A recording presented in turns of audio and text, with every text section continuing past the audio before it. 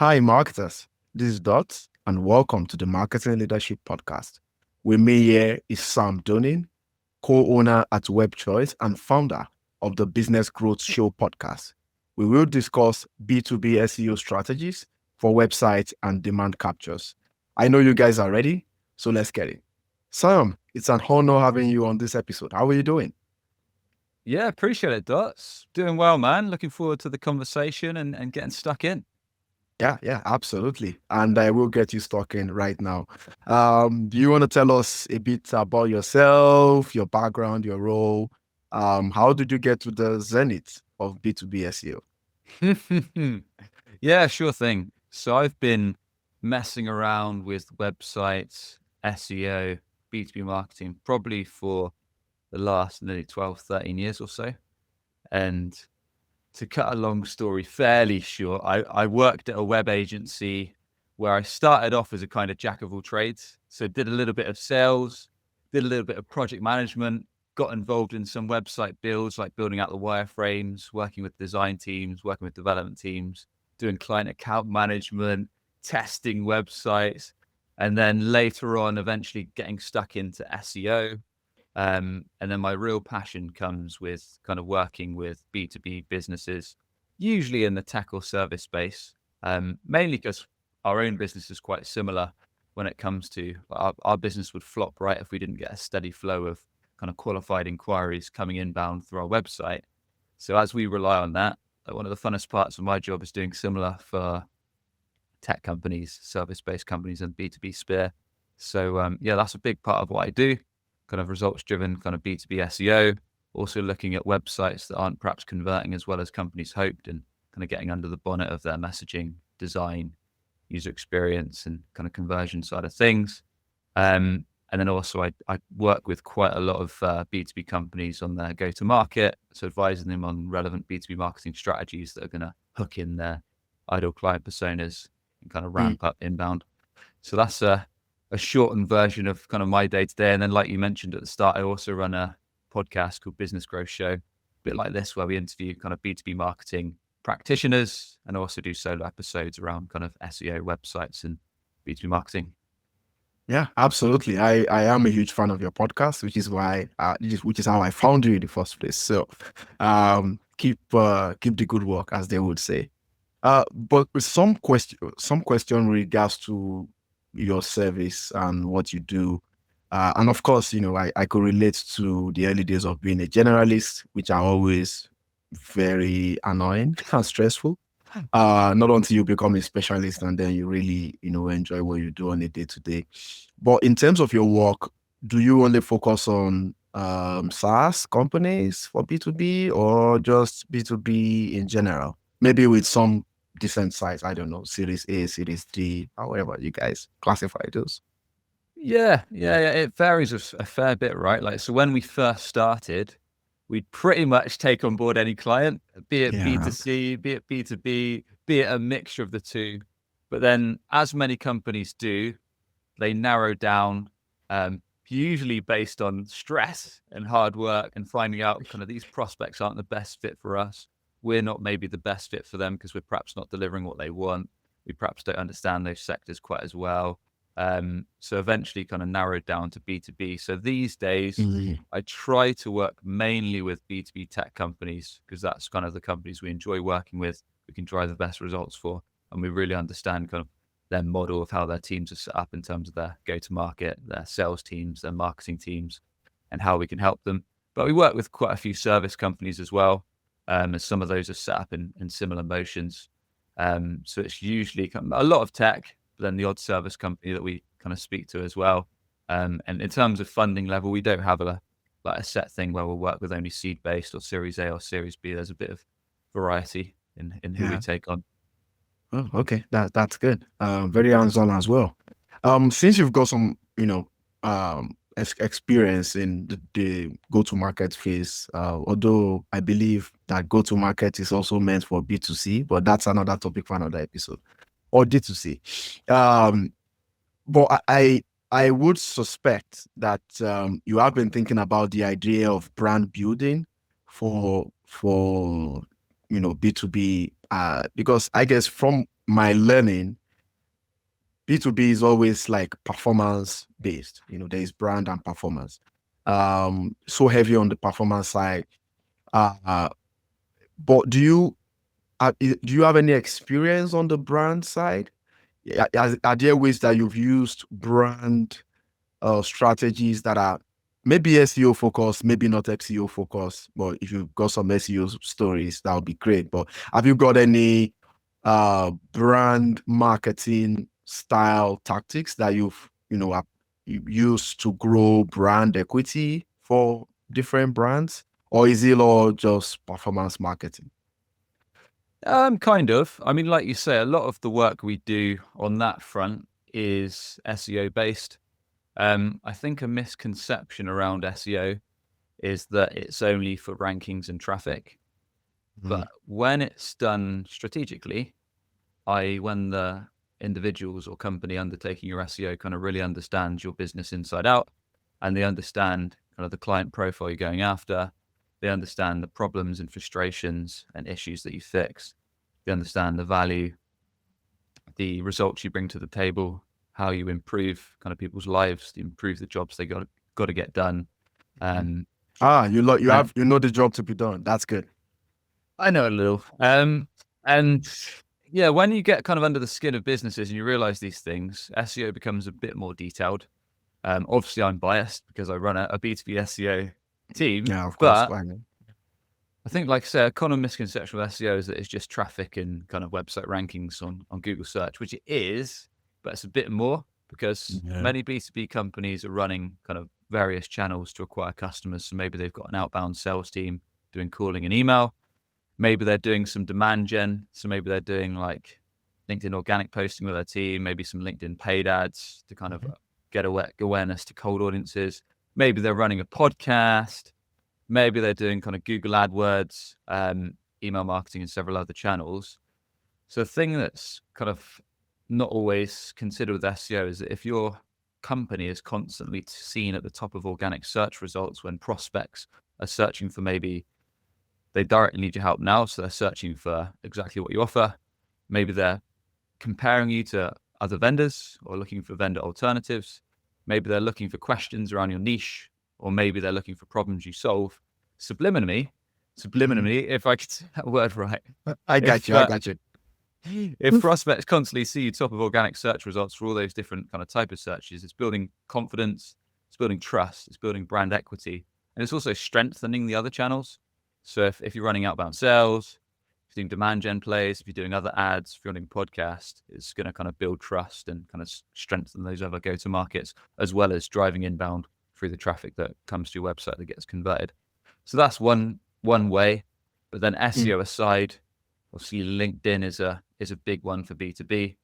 mm. So certainly myself, I post daily on LinkedIn around kind of my area of expertise. So share stories, tips, practical kind of examples, case studies, kind of partnerships, talks, episodes that I've recorded, and so on, just so I can kind of build awareness, build trust, build reputation, and like you say, brand around kind of myself and my company and what we do, and lots of other companies do similar. And some of them boost that with thought leadership ads on LinkedIn so they can make sure it goes to their relevant ICPs, to their Uh, target market. yeah. So that's a couple examples, but can certainly share more or dive deeper into those. Yeah. I didn't really include too much I guess assisted channels in this topic because I knew that you will, be mentioning that, and thanks for doing that. And so if you're listening, what Sam is saying here really is you have some of the other channels as part of the integrated go-to-market strategy, where of course SEO plays a part in that. And even in the messaging, subliminal messaging or nuanced messaging, as some people will call it, that is also something to take into cognizance. And then all the, B2B demand gen platforms coming up, whether from the paid or organic side and content creation and all that.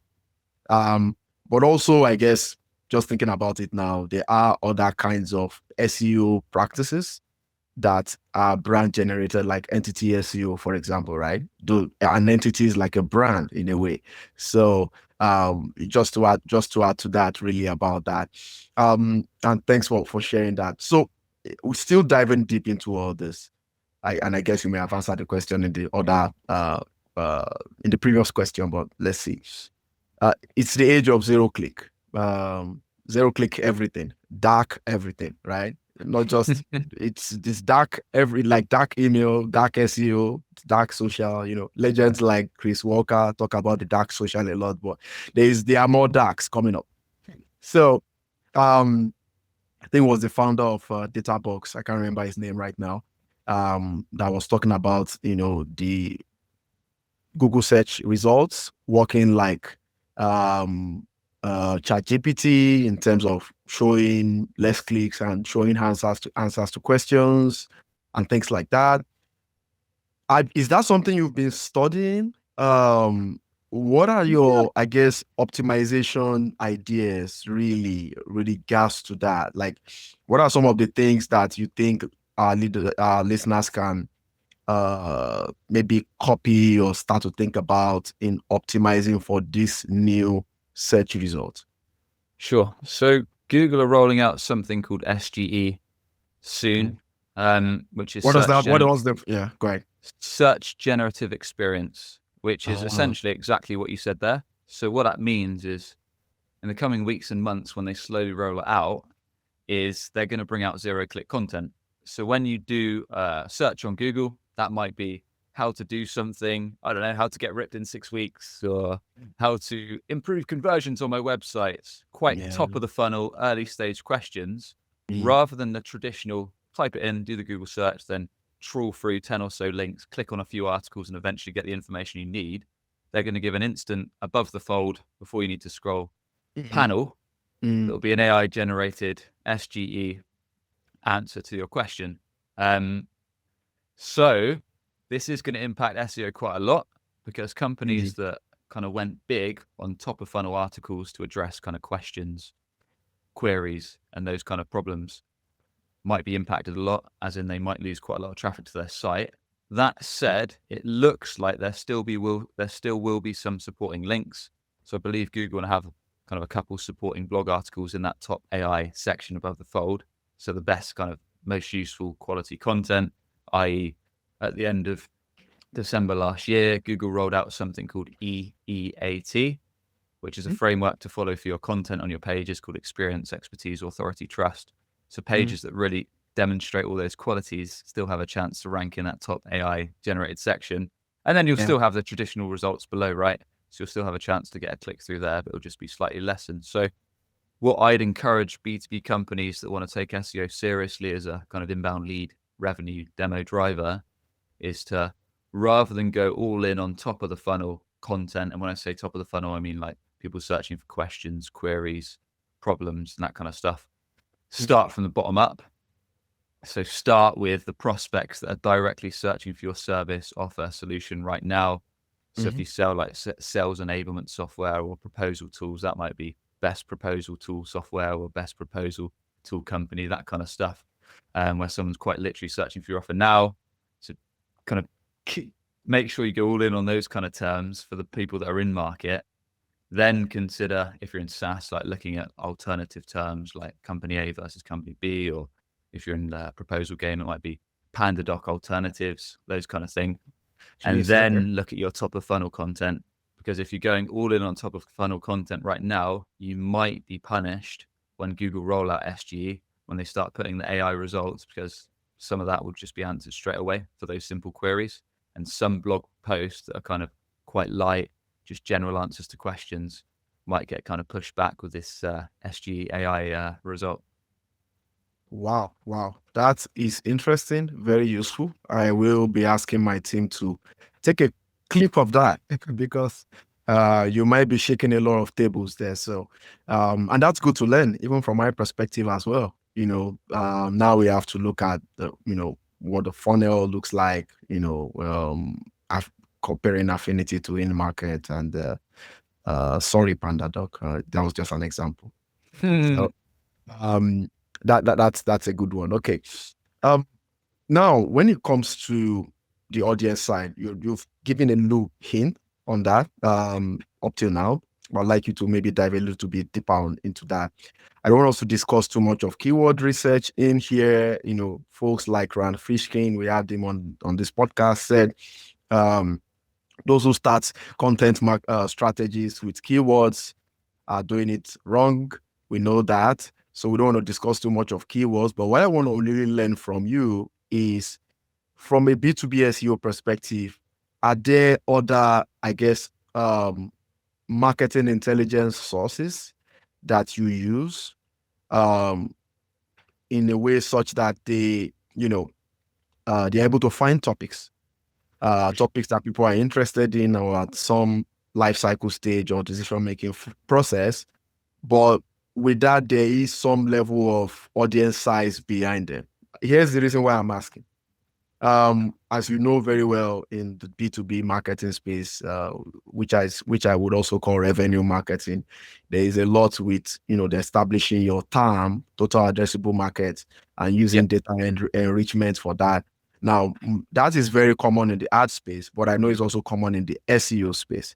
So, do you use things like that for your research to support the keyword strategy, or do you have other sources like Spactoro or whatever it is that are just not keyword based, but they still give you insights as to audience's job to be done and where to focus your keyword strategy? I go one better. So I'm Spark Toro is a good tool for sure. And then you've also got tools like Also Asked, where you can get kind of information on what prospects are also asking around similar topics and give you ideas for clusters and content ideas and all that good stuff. So there's lots of tools. What you've got to remember, the database on some of these tools is limited. And if you've already covered keyword research, I won't go into that. I don't necessarily agree that keyword research is kind of something that's been killed off or anything like that.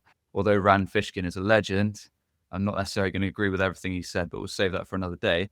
So in terms of actually coming up with topics for content, so one kind of way which is often overlooked is, what I recommend is the best source for what your ideal market, your ideal clients, dream clients care about is kind of these prospects, the actual prospects you want to be doing business with, aka the ones you enjoy working with, the ones that drive good revenue, the ones that you can bring good results for. Now, who better to ask about this than your sales team that are on the front line, actually making cold calls, fielding the inbound leads and demo requests, and likewise the customer success team that are actually kind of working with those customers on a day-to-day.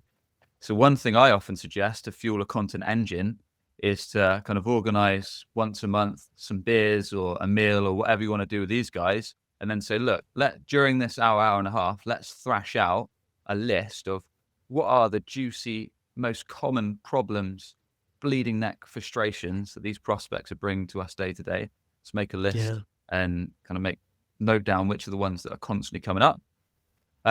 Likewise, what are the common questions that we're getting asked day in, day out? Again, make a list of that. And then thirdly, what are the common objections? Why aren't people buying it? Is it the price? Is it the process? Is it a competitor? Is it something else? So make a list of those top three things.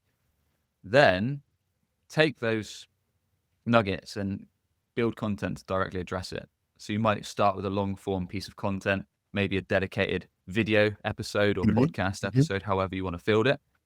So that's the kind of pillar piece. Then from there, you transcribe it. So you literally put it for a tool like Otter or whatever you want to use. Then from there, you can obviously build out an article. And from there, you can kind of weave in relevant keywords, make tweaks to the article so it's SEO optimized, and do your technical stuff. You can build out some LinkedIn posts from it. So you can do shortened posts. You can obviously do video shorts.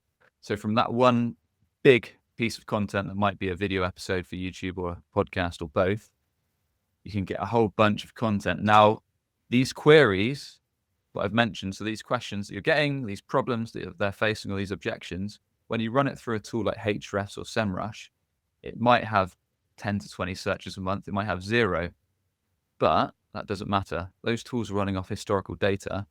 And if you're getting asked these questions, or if these objections are coming up, or if these queries are coming up day to day for your team in the field in front of your prospects, you know there's demand for it. So if you're building out kind of videos to address it, podcasts to address it, content on your website, solution pages or blog articles, and put it on LinkedIn, you know that demand's there for the taking. Plus, your competitors probably aren't doing it if there's not that much traffic showing up on the search tools. So that is a kind of strong strategy. I literally do that. So like for my own podcast episodes, the solo ones on Business Growth Show, a lot of that is fueled by the questions that I get asked on sales calls or the objections that come up, and we just attack them head on. I like that. What I like is, I guess, going back to the basics of marketing. Like, just speak to your clients, right? Speak to your clients, bad clients, good clients, turned clients. Speak to those in the sales teams as they process the SQLs or whatever, and get as much data as possible through that. And if you get a good enough sample size to tackle it head on, like Sam has said, I have a rule of 15%. That could be different for you. Then you can go ahead and do that. But what I also learned from you, Sam, just now, is what you mentioned in terms of even if it's got a difficulty or search volume of 0. What I've done up until today is that there are good keywords, even qualitative keywords. What you just said now is qualitative, even quantitative keywords from Search Console. You put them into SEMrush or Ahrefs, and they give you a 0 volume. And my guess is like, maybe they are not great, so I take them out. So don't do that if you are listening, and that's including myself. The fact that it even comes in from the Search Console shows that there is enough qualitative insights to back the qualitative surveys that you've had with your customers through all these channels, having a sit down with them or whatever it is. So I think that's something that people should think about, because as keywords evolve, at the end of the day, whether there's AI or no click or not, you will get some of these search terms come to you, and you want to be the first person in line, when it comes to SEO and domain authority. So thanks for sharing that.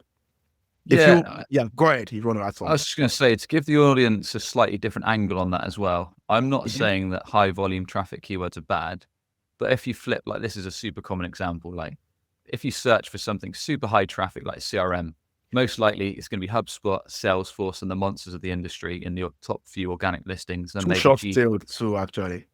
Exactly. So there's no point even trying to rank for a keyword like that, even if you are a CRM provider, because you'll spend your life, and unless you've got several million in the bank and like a content team of 100 all working on that one keyword, you might never rank for it. But instead, as always with SEO, there's riches and niches, and then you might want to kind of niche down to the specific industry that you serve, i.e. best CRM for accountants or best CRM for salespeople, which might only have 0 to 50 searches, but you know that if someone types that, they're probably in your right target market and they actually need your offer now. So it's a lot more relevant than just going after a super generic keyword that's got a ton of competition after it. So just something to bear in mind is the kind of flip side of that. Yeah. Do you think, I guess this is an off question, but do you think also focusing on the keyword difficulty helps? Because if the difficulty is not so high, then there may be a chance to use them, because they are sometimes the difficulty is not very high, so the volume is not very high. There are some keywords, if you are lucky to find them, the difficulty is not so high, but the volume is so high. So that means there is enough, fertile room there or ground there. So does that help in looking at those, or trying not to? I guess a keyword like CRM would be, I don't know, 90 or 95 keyword difficulty. So yeah. Unless you balance, I mean, just going for a keyword that's got that difficulty and it's got that much competition and that much traffic, it's like, unless you can kind of steal a bunch of links off these massive players like HubSpot and Salesforce, it's never ever going to happen. So that's why I always recommend going as, to start with, if your website's kind of not been around that long, you're a fairly new company in the sector, you really want to niche down as much as you can. Think about what's the main offers that we want to get leads for, and what are the main subset segments, i.e. the niches of that, the industries that we can serve, that we can then build as those long tail keywords that are actually going to attract prospects at the bottom of the funnel. What you'll find, like I said, those keywords won't have a massive difficulty. They won't get a ton of traffic, but quite often, just by kind of searching those keywords on Google, looking at the top 3 organic search results for your competitors, reviewing those pages, looking for gaps on those long form pages. So quite often there'll be solution-based pages that are ranking, and then thinking, well, look, they've got a summary of the offer, they've got some case studies, and they've got a few questions at the bottom. Well, we could up that. We could add more detail on the problem we solve. We could add some unique stats, some unique data points we've got in the industry. We could add a dedicated YouTube video at the top that kind of summarizes our expertise and gives some useful tips. We can address some common FAQs at the bottom of the page. We can handle objections around pricing and process. We can one-up this article, this long-form page in every angle possible. Sometimes just by doing that, weaving in some technical SEO as well, you can actually beat pages that are ranking quite well without links, which is what I've done for our own company for quite a lot of competitive terms around like B2B SEO company and B2B SaaS SEO and that kind of stuff. Just by really reviewing competitors and one-upping them, and also using expertise and knowledge that we're getting from the sales team. Interesting. If you're listening, I'll say pause, rewind, and just look at the flow Sam just broke down. I think that's a very good set of checklists. I would like to pick one of those checklists, Sam, and that is the demand capture aspect of things. Using SEO content as a means to capture SQLs on your website. So do you have like methods on the kinds of SEO content that can help capture this demand or SQLs, as they would say? Let me give you an example just to put the question in context. There is a trend of ungated content. What is it? What does that even mean? What is gated versus ungated? And then are there other kinds of content that are like that are very good for capturing demand on your website? Yeah, sure. It's almost like two questions, but I'll try Yes, and it address is. I'll address my thoughts on both. Yeah, like you say, gated content is basically any piece of media, be it a playbook, a how-to guide, or something like that, maybe a PDF that's behind an email wall. So you've got to give your email and maybe a name and maybe a company info, and then you type that in, press submit. That company gets your data, and in return you get a juicy PDF, hopefully a useful document or piece of media or whatever is behind that email wall. Now in the SEO game, if you're putting your content behind an email wall, that means Google bots probably cannot crawl it.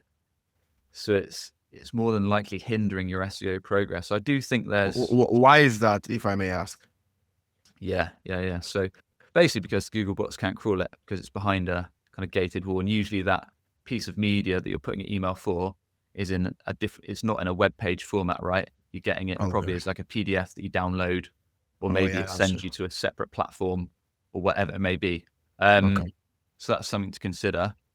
So if you're going for an SEO play, like you mentioned, Dots, and you want to drive SQLs, you want to drive high intent sales consult requests or demos, then you very much want to take the process that I outlined earlier.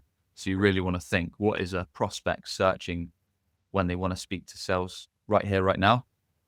And typically, I don't know if you provide kind of sales enablement software, they're probably searching for like sales enablement tools or sales enablement software, or I don't know, how to reduce sales cycles or whatever's relevant to that. They're not searching for tips or top 10 lists to do something or those kind of queries. They're quite literally doing that. And so you want to nail all those searches, and those long tail forms might be kind of solution plus industry you serve in that keyword, like I outlined earlier. And then you want to build those long form, usually solution, service, or product pages, where you can kind of steal that process I outlined earlier, where you compare the top 3 organic results and look for ways that you can one up those pages in all way possible. And then like I said, you can sometimes get those ranking without links if they are super competitive terms, and there's kind of some beastie competition that have got a lot of links. You might need to start looking at acquiring backlinks as well. So that's the process I'd start bottom of the funnel to look at SQLs. Kind of back to gated versus ungated. Yeah, I mean, there's a play for both. Some marketers you'll see on LinkedIn are diehard, like ungate everything, but a lot of those marketers have never sold anything in their life.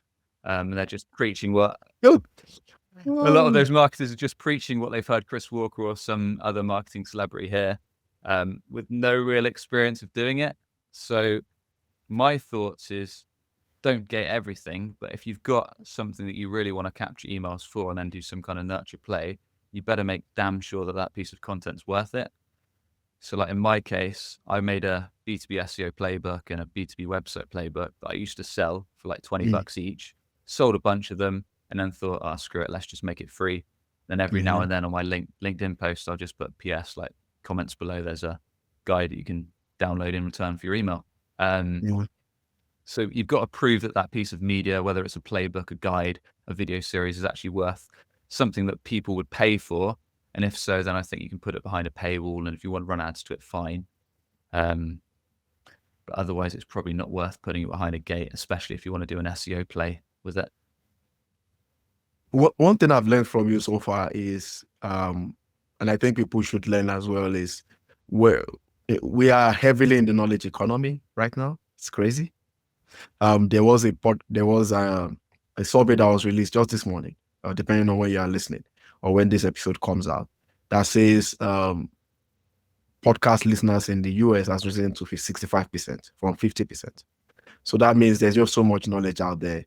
When somebody says something about a particular marketing tactic, don't think 100% that's all you're going to do. I think that's what I've learned from Sam so far. Like, it's just part of your integrated strategy. It's not everything, right? For example, keyword research or gated versus non-gated. Sometimes many of us, and I'm just starting in the game, right? Just under 3,000 LinkedIn followers.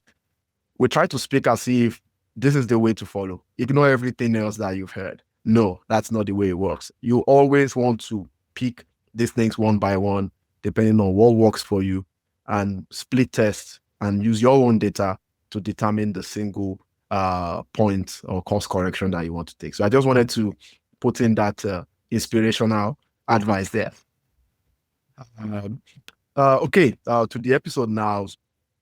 Social proof is something that I see that has been ingrained into the, again, new revenue marketing concept for B2B these days. How do you use that for B2B SEO, in driving better juice?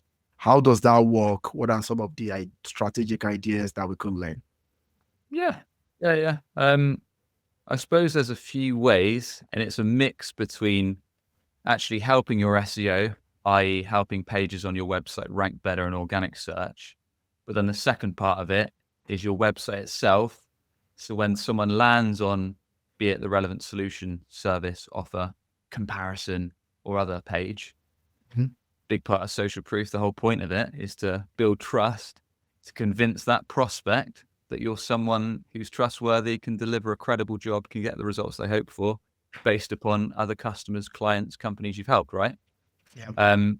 So from an SEO play, you could steal that framework we laid out earlier, where you're kind of nailing down a list of all your common customer problems, frustrations, questions, and then maybe you run an interview with your top 10 clients, and you quite literally ask them things like, what was the main problem, frustration that you came to us with? When did it become so annoying in your day-to-day that you realized that you actually couldn't get the kind of usual job that you want to get done, and it was so annoying you had to reach out to a company like us to get it fixed? What was it that made you choose us over your competitors?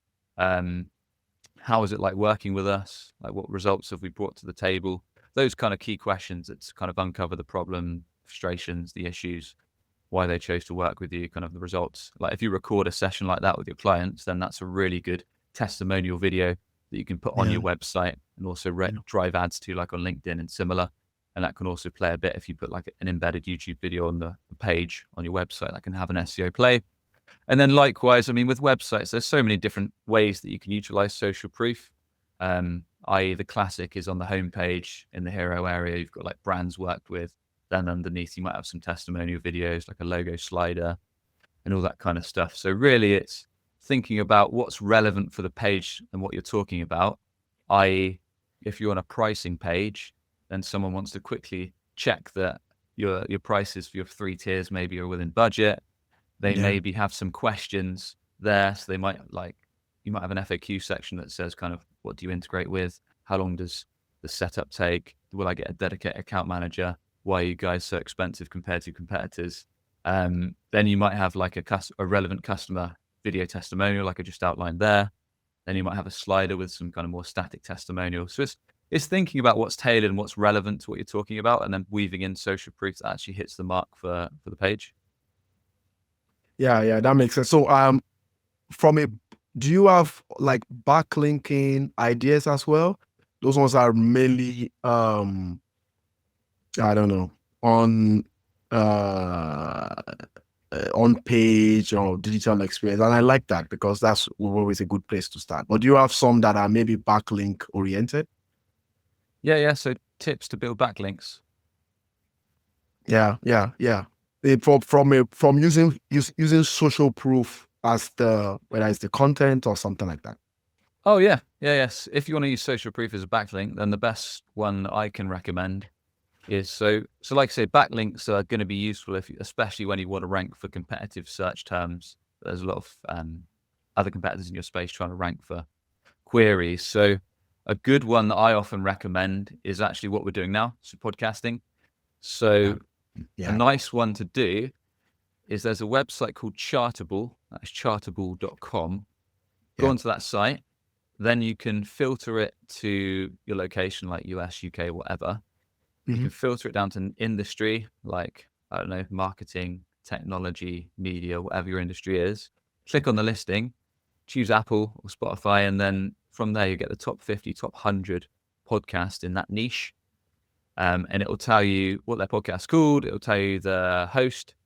And then you can quite literally reach out to the host. So research who the host is on that site, make a list of the top 50 and maybe do a couple outreaches a day to that host. I recommend, rather than doing email, because email's flooded, just find them on LinkedIn, send them a personalized request. But I recommend making that personalized request painfully short, and just listen to one of their podcast episodes or a little bit of it and just say, hey, Steve, enjoyed your take on this topic, especially this. Would love to have you on my I don't know if you've won an award on your show or your top 50 marketing podcast. Are you against a conversation? Something super short like that is what I normally do when I reach out to podcast hosts to guest on. 90% of the time, they'll say yes, because people love talking about how great they are and being on shows, just like I'm doing now. And then obviously go on their show, do a great podcast, give some actionable tips. And then once it's all recorded, you can request a link back to your site on one of your target keywords, back to a relevant page, home page, service page, whatever. But that's a 2-in-1, right? Because it'll give you a backlink, but it'll also give you some good PR, some good promotion in front of your ideal audience. So that's one that I recommend. I mean, this episode is not done, but hopefully we'll have you back sometime in the next 18 to 24 months, because you know a lot about B2B podcasting. We use Chartable a lot, although we use it for the B2B audience tracking, which they've now discontinued. But using that as a backlinking tool is great. I also do what we call podcast backlinking campaigns. But the discovery phase there, from what you mentioned, is different from what I do. So that's really, really awesome. So if I do not forget, we'll make sure to have you back, Sam. Thank you so much for doing this. Now, I know if you've been listening, it's been great. It's been fun. We'd like to play a very quick little game. It's called the Dots Rapid Fire. And it's going to be 3 questions, Sam. Truth and nothing but the truth. So help you God. Are you ready? 3 questions. First, what is your best marketing KPI? And I don't want to hear sales. KPI? Well, in that case, it's got to be inbound consult requests or inbound demo requests or high intent hand raisers, as the folks in the US like to call them. Yeah. Love it. Okay, that's good. This one, given that I see a lot of your content online, then you must tell me the truth. How long do you use social media every day? I dread to think. I did delete Facebook probably 3 or 4 months ago. So LinkedIn's the only social media I use, just because Facebook's making me depressed, man. But LinkedIn, I'm on an unhealthy amount, as you'll see. Like, I'm posting once or twice a day and commenting on stuff and messing around with other people that in the network. And so yeah, probably a few hours a day. A couple of hours. Yeah, I'm sure a few hours a day. I do maybe 2, but I also listen to YouTube all day, every day. I don't take coffee, so that's my juice. Anyway, nice. Third and last, what is your favorite marketing quote? Marketing quote? Yeah, there's a lot. I Mhm. mean, one that sticks in my mind is from Donald Miller in a book called Building a Story Brand. And his was, if you confuse, you lose. And I think Mm. that's a good one for your website, especially in the SaaS and tech space. There's a lot of SaaS and tech companies on the homepage like to put super confusing headlines in their hero or banner section, like, we're a 360-degree, fully integrated solution for your enterprise. And you Revenue scroll. OS, revenue AI, revenues. Yeah, so you're just like Like, scrolling around, you still oh, don't know quite what they do. It's super confusing. Whereas if you're crystal clear on your offer or the problem, you fix it. It helps oh. helps a lot. Yeah. Makes sense. Yeah, now to the episode before I let you go. As an expert, do in terms of account-based content automation, I know you have a lot of experience into website experiences. Um, do you see a future in automated content automation on website? Especially, I don't know, from a personalization perspective, and maybe you can also re-emphasize how that helps with B2B SEO rankings in general. I Yeah, know so it's I know it's not mainstream right now because of whatever goes into it, but you seem to have a lot of ideas on quick things people can do now pending when technology is available. So if you've got both sides, you can let me know. I've got opinions on most things, but it depends how accurate they are. But yeah, with that said, I mean, yeah, like you say, there's a bunch of tools that you can generate content on right now. Like Jasper AI is quite a popular one in the blog Oh, article okay. creation space. Obviously, you've got ChatGPT and various others where you can kind of give them prompts and bash out a load of content in minutes or less. Now, the one thing to bear in mind is a lot of the content they're pulling is kind of from historic information or data. Is it going to be, from an SEO perspective, is it going to be kind of bang on in terms of optimization and best practices and all that good stuff? So I usually say if you're going to use those kind of tools, fine. But one, proof check the information. And secondly, ideally get a subject matter expert to go through it, add some Yeah. extra insights, add some tweaks. Like we talked about earlier, maybe add perspectives from sales calls, frequently asked questions, objections that's relevant to the context of the article or the solution page or whatever. So yeah, by all means, use these tools as an initial framework, but then add some subject matter expertise to polish it off. Yeah. It makes sense. Yeah. Um, Now, still on digital transformation here. Do you, from a tracking perspective, how do you optimize your SEO work, whether it's keyword strategy or pillar strategy? How do you optimize that based on the quality of the pipe? Um, do you have integrations or things like that? Is that something you've done in the past? Let me give you some context. So Mm. what I do is for a company, I run a B2B Google Ads campaign. And instead of us optimizing keywords for Google Ads conversions, we optimize keywords based on lead score or whether they are an opportunity, on HubSpot. So there is an Yeah, integration between Google Ads and HubSpot. And we don't go into Google Ads to optimize keywords. We go into HubSpot to optimize Google Ads keywords. Of course, we do all kinds of other research in Google Ads, but when it comes to like proving what will stay in terms of the campaign asset, it's going back into HubSpot. Do you have something similar for the B2B SEO? yeah. It depends. Like because we work with a bunch of different clients, right? Each one's got a slightly different setup. So I mean, you do your standard setting up Google Analytics, setting up Search Console, the standard tracking tools. So we can measure things like queries, what keywords are driving traffic, the amount of traffic the website's getting from organic, using tools like SEMrush or Href, so we can kind of keep a track on organic keyword progress and all that good stuff. And then we can use analytics to measure things like session times, bounce rates, conversions, whether that is someone downloading a guide or actually requesting a demo or a consult call. Then yeah, likewise, we might feed into Salesforce or HubSpot, where obviously the marketing team are going to go and get a good overview of kind of the general website statistics. So things like demos coming in and what's converting to MQL, what's converting to SQL, what's converting to demo held, what's converting to close one revenue. So each setup's a bit different, but those are kind of the key metrics that we're going to be looking at. Yeah. Thanks for mentioning the metrics there. We could go on and on, but definitely we'll have you back, Sam. And thank you for sharing your premium wisdom. Where can folks find you on the social media where you spend a lot of time? Yeah, man. So appreciate you having me on, Dutch. Thanks very much. Best way is either LinkedIn, Sam Dunning. I'm sharing kind of daily tips on B2B SEO and websites and marketing. You can check out my podcast, Business Growth Show, where we have interviews with B2B practitioners, and I have solo episodes too. That's Business Growth Show. Or thirdly, if your B2B company is perhaps struggling and kind of tired of seeing competitors ahead of you in organic search results when prospects are searching for your offer, meaning they're stealing traffic and inbound leads, or if you feel your website isn't driving a steady flow of qualified deals for your sales team, then check out samdunning.org. Yeah. All right. That's all for today, guys. Don't forget to follow Sam online as well. I do so. And in terms of this episode, it's available on dotslovesmarketing.com.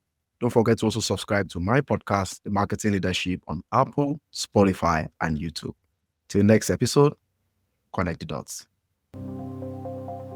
Thank you for listening to the Marketing Leadership Podcast, brought to you by Listen Network. There will be links to resources mentioned in today's show notes. If you enjoyed this episode, please leave a 5-star review and be sure to subscribe so you never miss an episode.